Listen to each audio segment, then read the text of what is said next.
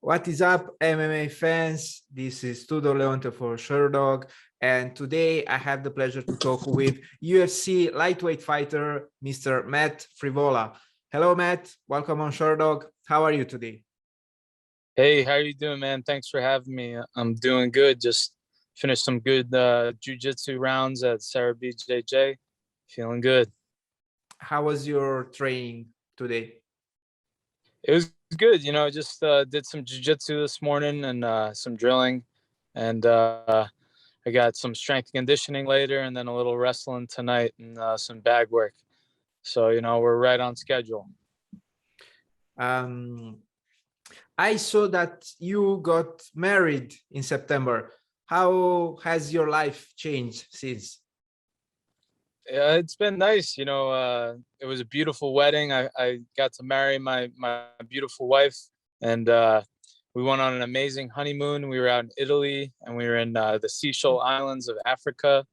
But Italy was amazing, and we ate good, had a really nice honeymoon, and then capped off the honeymoon with some fight news for this big card and big fight.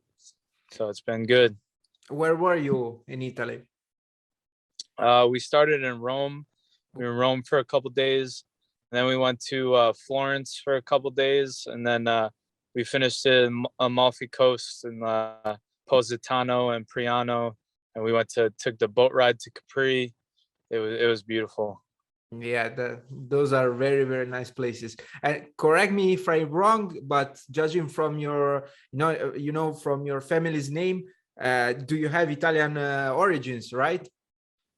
Yeah, I do. My father's side is got Italian origins, and my mother's side has Irish, as you can see with this nice red beard I got. um, it was the first time you went to Italy? Yeah, it was my first time in Europe, and I've always wanted to go to Italy. And my wife, she's got her whole family's from Italy. They're the Cinellis, and she actually has family out there that we were able to see and have dinner with. So it was nice. I guess it was quite an experience. And you mentioned that you received, the news that you were going to fight against Genaro Valdez during that honeymoon. So how was your camp in preparation for this fight, which will go down on January the 22nd? It was great. It was the most notice I've ever gotten for a fight. I got 14-week notice for this fight, which is unheard of. I'm used to like 6-week notice, lucky to get 8-week notice, but I got 14 weeks notice. So I really got to plan out this fight camp and progress it the right way. And, my coaches were real happy about it. And it's been a great camp. There's no fight camp without hiccups here and there, but we got through everything, and I'm healthy. I'm ready. My weight's on point, and I had my last sparring session last night. Went down perfect, and now I'm ready to finish camp strong and head out to California on Tuesday. Would you mind elaborate a little bit more on those hiccups you had to overcome? Nothing like in particular, but just bumps and bruises. Fight camp, you always got little like injuries that flare up here and there, and you just gotta manage them. You gotta deal with them, and we're not out there doing ballet every day. We're out there fighting every day. So that kind of comes with the territory, these bumps and bruises, and I think throughout my career I've learned what I need to do to stay healthy. Whether it's I do a hot yoga that keeps me healthy, I swimming keeps me healthy, and oops, sorry about that. And I do a lot of stretching. And then my strength and conditioning at Acceleration Sports Training is a bunch of PTs there, and they're always stretching me out, icing me up, and helping me stay healthy. So, I've got it down now. You are coming off a couple of losses, at the hands of Arman Tsarukyan and Terrance McKinney. Allow me to ask you if there is any adjustments that you made, after those losses? Definitely, there's always adjustments after every fight, win, lose, or draw. After every fight, you get to go back to the lab, go back and improve your game and just, have fun with it. And that's what this whole journey is about, is bettering yourself as a martial artist and as a man, and just constantly growing, constantly improving, and getting better. And after each of those fights, I went back to the gym, got right back to the gym, and got back to training. And especially after this fight, I really got back to my jujitsu roots. I started putting the gi back on, which was a lot of fun, and started really, focusing on my boxing and just straight boxing. Like, I even strapped up some boxing shoes that I've never done before, and really got into the art of boxing, and got back to the gi jujitsu, and then putting it all together in mixed martial arts is what comes most natural to me, and that's what's the most fun. The loss to Terrance McKinney was particularly emphatic. Can you please tell us what happened there? We all saw the fight, but of course, I'm interested in hearing from your point of view. Yeah, he caught me. That's the fight game. I trained a whole camp for Frank Camacho, and then the week of, like, Frank got into a car accident. Thank God he was okay, but he had to pull out of the fight. And I had just put in a whole camp training for Frank, who is an Orthodox fighter, and I was 100% ready. And they found a new opponent for me, which was Terrance, and Terrance was a southpaw.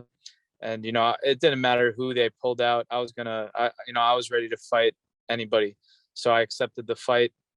And I fought southpaws before. I love fighting southpaws, but I think he came out and he threw a perfectly timed 1-2 that caught me. And I think that if I would have done more sparring with a southpaw fighter, I would have been more used to the 1-2 coming from that stance. But that's the fight game. The stars aligned for him that night. He had a perfectly timed 2 punches that caught me and put me down. And good for him. He seems like a good kid. It sucks he had to make his name off of knocking me out, but he did, and I'm happy for him. And but we got to run that one back eventually. We didn't really get to fight. He caught me, he got me, but I definitely think when we fight again, which we will, it'll go differently. So you are actually going to pursue a rematch with McKinney sooner or later? I need that. I need that one back. I mean, we didn't even get to fight.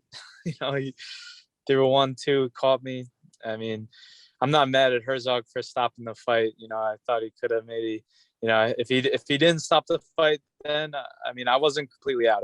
I got dropped for sure, but I'm glad he's. I'm not mad at the stoppage because I don't want my family and friends to see me getting pounded on. But I wasn't unconscious, and I probably would have survived and came back. But we'll see.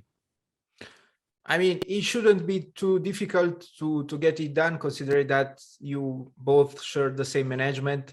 So perhaps somewhere down the road it could happen. Yeah, exactly. But it all starts January 22nd with Valdez. I gotta handle business in California first. Are you worried that your fight could be rescheduled? I'm asking, since this week, a lot of fights either were pulled off the card or rescheduled due to the COVID-19 situation. Yeah, I mean, that's the world we live in now. It's like, I hope not. It's all up to chance, really. I'm doing what I need to do to stay healthy. I'm hoping he's doing what he needs to do to stay healthy, and I'm hoping that this fight goes through. I haven't had good luck with these fights going through, and me fighting the same opponent. The last 2 years I've had a lot of fights canceled, a lot of opponents switched on me. I haven't had an opponent stick, throughout a whole fight camp in 2 years, maybe more than 2 years actually. But I'm prepared. I'm ready to go, and that's out of my control. So why worry about it? Yeah. What do you think about this matchup from a stylistic point of view? He's good. He's undefeated. I love fighting undefeated fighters. Because I was an undefeated fighter at one point. I remember that feeling, and I know that he's feeling that way as well. And he's tough. He's a tough Mexican fighter. And I remember when I first got the news, I was like, okay, a Mexican undefeated fighter. He's probably a boxer. And then I go and look at his fights, and he's, a new age Mexican fighter, an MMA fighter. Yeah. He has the good boxing, but he will grapple in every fight. And that excites me because, I love mixed martial arts. I love, using every kind of martial arts style in the cage. And I'm excited that he wants to grapple. I'm excited that he wants to stand and do it all. And I'm prepared for it all, and I can beat him everywhere. And it's going to make for a great, exciting fight. I would like to hear a few picks from you before I let you go. The card on which you are fighting is headlined by the heavyweight affair between Francis Ngannou and Ciryl Gane. Who is your favorite for this fight? See, that's like very interesting fight. All you've been hearing is that Gane is gonna go out there and outpoint him. He's got such a good kickboxing background. He's so light on his feet, and he's gonna just pick him apart, outpoint him. And then I remember when Francis fought Overeem, and I picked Overeem because I was like, oh, Overeem's got such a good kickbox, he's gonna outpoint him. I said the same thing, and look how that one ended. Wow. Francis caught him with that death touch. So I'm not gonna make that mistake again and pick against Francis. I think that a 5-round fight, Francis is gonna touch him with that death touch and get it done. And what about the coming event? The clash between Brandon Moreno and Deiveson Figueiredo. Yeah, another great rematch. And in the end of the day, I think that weight cut is just too much for Figueiredo. I don't think you can get around that. I've seen him fight week, and he doesn't look good. It's a big weight cut for him to make 125, and I think that hurts him at the end. More than helps him. So I'm gonna pick Moreno. Matt, it was such a pleasure to talk with you today. Do we have any last message? I just appreciate everyone, who supports me, and follows my journey, through the ups and the downs. The last couple fights were tough. I really got to see who sticks with me, through the downs. And, it means the world that people, support me and want to watch me fight. And, I know I'm a skilled fighter. I'm going to go out there and put on a great performance, for myself, for my family, for my friends, and for the whole MMA community. So thanks. And I would like to thank you for sharing with us today a little bit of your time. Best of luck with your upcoming fight, and hopefully I'll hear again from you in the future. Yeah, definitely, man. Good stuff. We'll talk later. Thank you again. Have a nice day. Bye-bye.